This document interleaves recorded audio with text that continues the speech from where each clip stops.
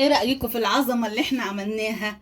ادي كبسة الدجاج بالطريقة الجميلة، وخدت من الصوص بتاع الرز او الكبسة على وش الفراخ وحمرتها في الفرن. وادي كان عندي شوية بطاطس مسلوقين حمرتها معاها عشان تديلها ايه، شكل وقيمة غذائية، عشان ولادي بيحبوها. ايه رأيكم؟ يلا نزينها بشوية كده خضرة عشان تكمل العظمة. وتعالوا شوفوا كده الجمال ده. ايه رأيكم في سلطة الدقوس؟ حاجة كده اكتر من رائعة. وطبعا عملت، ما ننساش نعمل ايه، شوية تومية عشان تعرفوا بقى ايه العظمة تكتمل ازاي. طبعا مش هقول لكم، هناخد من البطاطس المسلوقة كده شوية من التومية الجميلة دي. طعم رائع. طب ما تيجوا ندوق ايه، تعالوا ندوق ايه،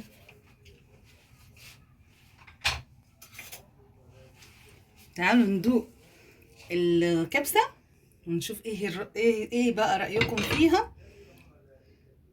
مم. والله رائعة. دوقي كده، ايه رأيك فيها بقى؟ ايه رأيك؟ سمعي السادة المشاهدين.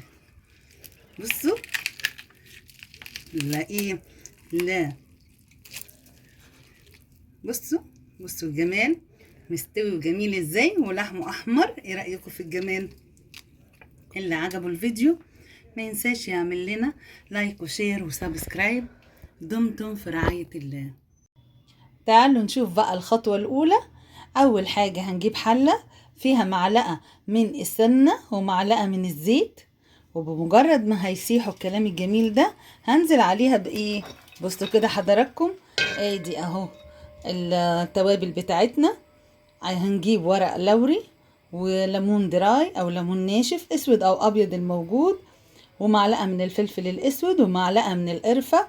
هو طبعا كان المفروض ان انا احط الفلفل الاسود حب، بس انا ولادي ما بيحبوش الحب. والقرفه دي المفروض احطها عيدان، بس للاسف ما عنديش عيدان.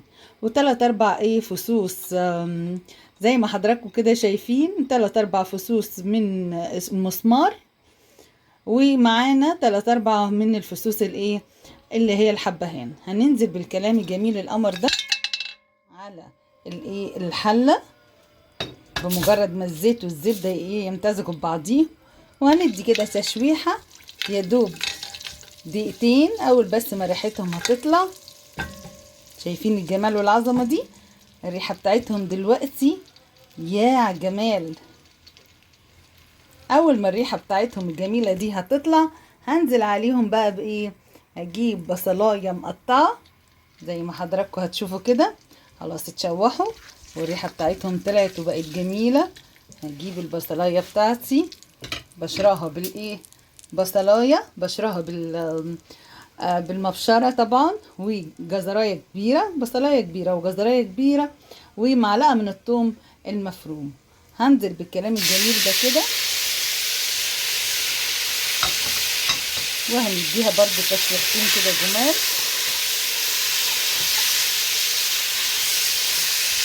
شوفوا لسه ما عملناش حاجه والريحه بتاعتها ما شاء الله ولا قوه الا بالله اهو.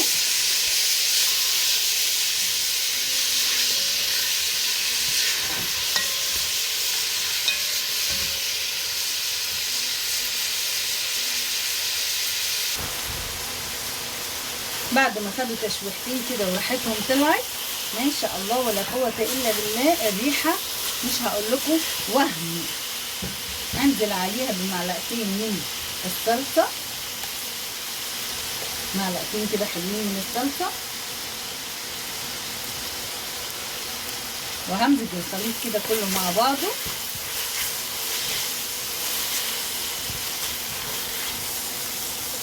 هنزل عليهم كمان انا بشرة عندي طماطمايه كبيره، هنزل عليها بالطماطمايه الكبيره دي.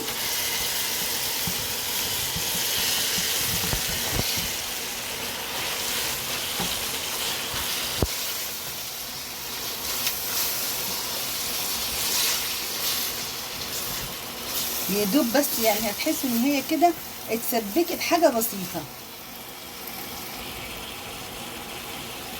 شايفين اهو، مستنياها بس تتسبك حاجه كده بسيطه.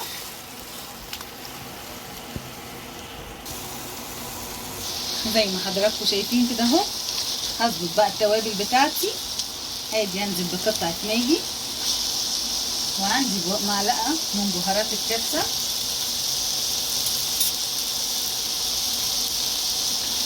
بتديها طعم ونكهه حاجه كده، يعني التست بيبقى رائع جدا. معلقه واحده بس من بهارات الكبسه، شويه ملح. نظبط بقى التوابل بتاعتي، شويه قرفه ناعمه تاني،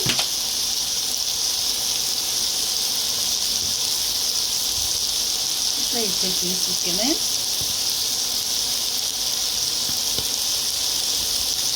هديها تشويحه كده كويس جدا. الريحه بقى مش هقول لكم عليها.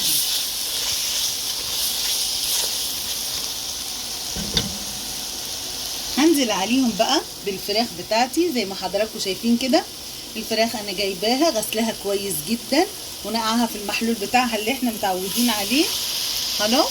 وطبعا انا ما بحطش الفراخ بتاعتي في اي حاجه، يعني قبل ما استخدمها لازم بصلايه مبشوره وطماطمايه مبشوره وملح وفلفل. زي ما حضراتكم كده شايفين انا دي فرخايه كيلو و700 جرام، قسمتها من النص كده زي ما حضراتكم شايفين. هنزلها في قلب الحله بتاعتي وهحط فيها اللي احنا عملناه ده. بصوا الجمال، عشان كل الجمال ده يخش في قلب الفرخه، الطعم الجميل ده يتخللها. بصوا الجمال اهو. ده النص الاولاني من الفرخه، هعمل كده برضو في النص التاني.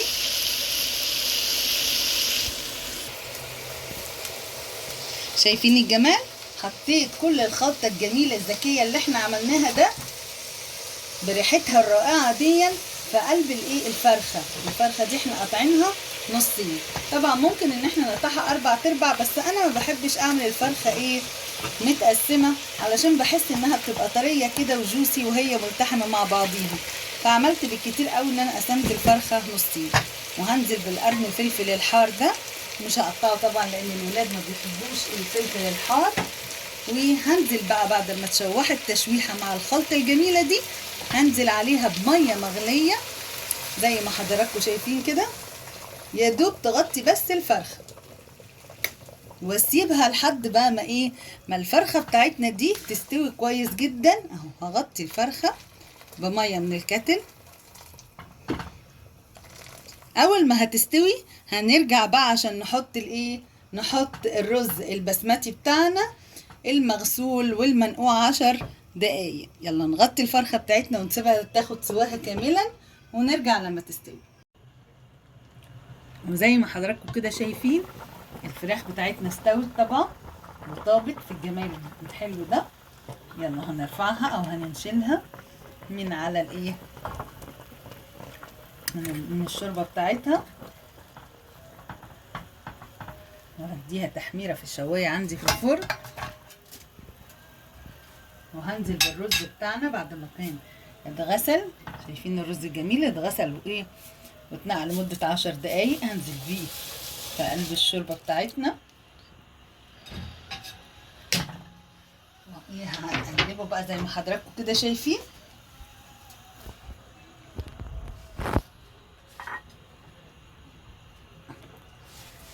وهنسيبه يستوي.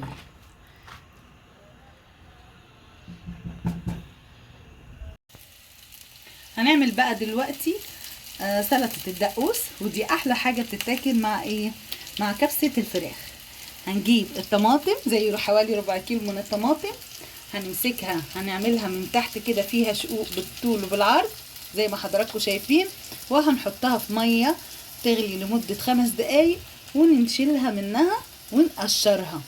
هنمسك بقى خلاص دلوقتي بردت، وبعد ما قشرناها هنجيب الكبه بتاعتنا ولازم يكون كبة علشان انا مش عايزة ايه، مش عايزة افرمها قوي، انا عايزاها يبقى حاجة بسيطة يعني ما تتضربش قوي، ما تبقاش سوفت، ولذلك انا بقول كبة مش خلاط. اهو وهنحط في الكبة بتاعتنا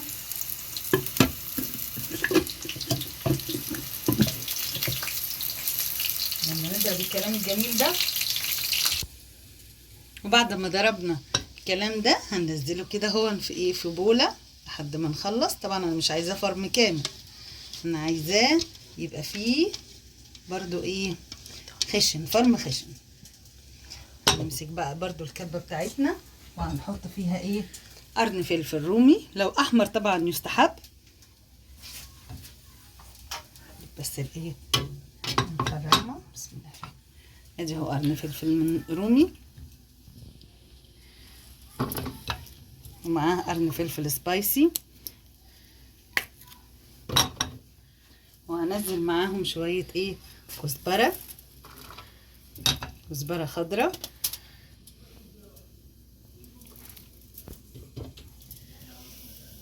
وهنزل معاهم ليمونتين عصرناهم وشلنا منهم البذر، وهنزل معاهم حوالي ربع كوباية خل،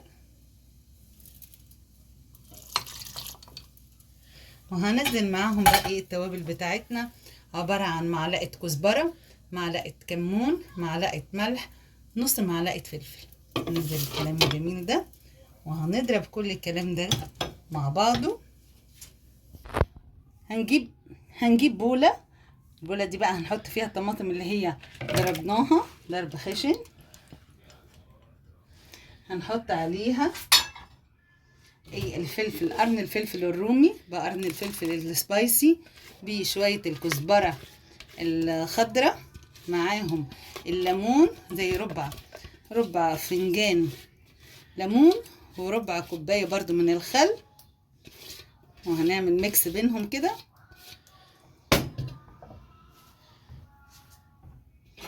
شايفين الجمال